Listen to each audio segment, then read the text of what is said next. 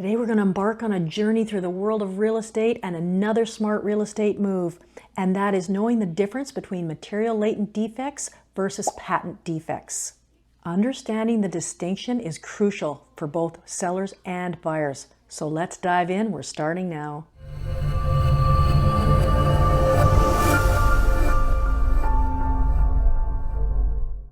I'm Lisa Salt with Remax Vernon Salt Fowler, and today we're going to talk about a little known and little understood yet very important real estate term: material latent defects versus patent defects.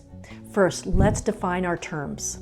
Material latent defects are significant issues within a property that are not readily visible during a standard inspection. These issues range from hidden structural flaws, concealed water damage, faulty electrical wiring, all the way to problems with the foundation. Now, on the other hand, patent defects are the polar opposite. These are easily visible and identifiable issues that a buyer can spot during a routine inspection or a walkthrough. They include problems like a leaking roof that you can see in the ceiling, a broken window, or plumbing issues that you can, a leaky sink or something like that.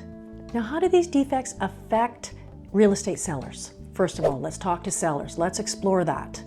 The main consideration for sellers is, number one, the disclosure obligations. Sellers have a legal obligation to disclose known material latent defects to potential buyers, and failure to do so can result in drastic legal consequences. You could be sued. These defects have to be known, though.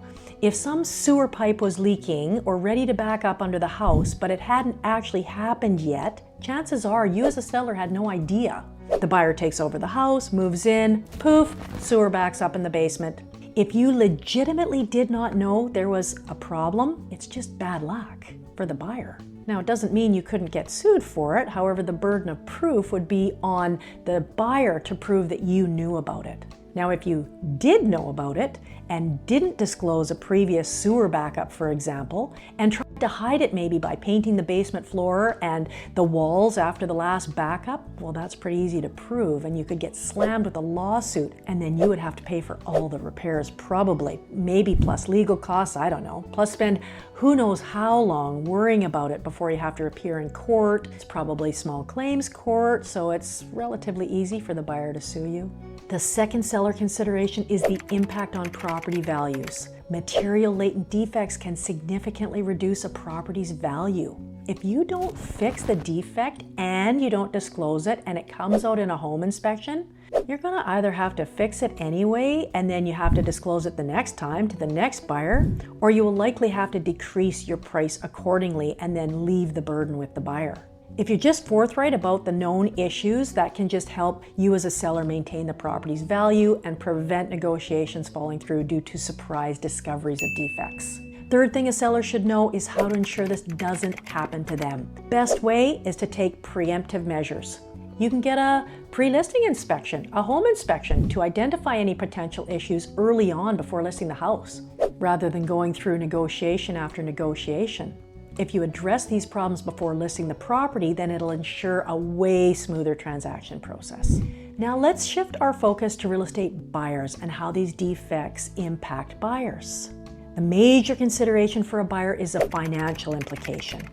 A material latent defect can have a substantial financial repercussion for buyers. They're expensive. These hidden issues are often big issues that often require costly repairs post-purchase. And that can impact you as a buyer, your budget, significantly. The second point for buyers is the importance of doing your due diligence.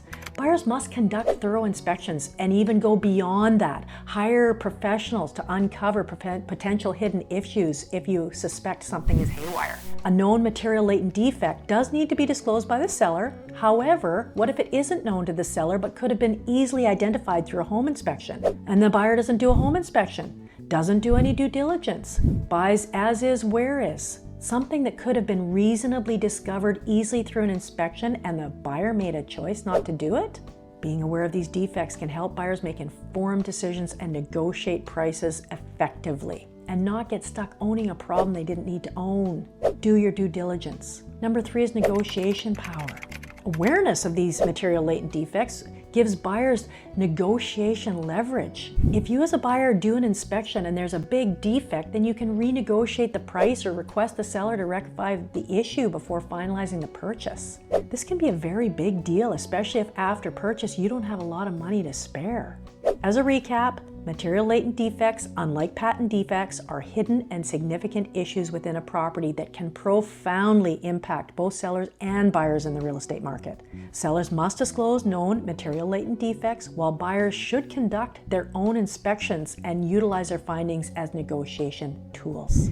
Knowledge and transparency remain the cornerstone for a successful real estate transaction on both sides for both buyers and sellers. Remember, informed decisions pave the way for a smart real estate move and a smoother real estate journey.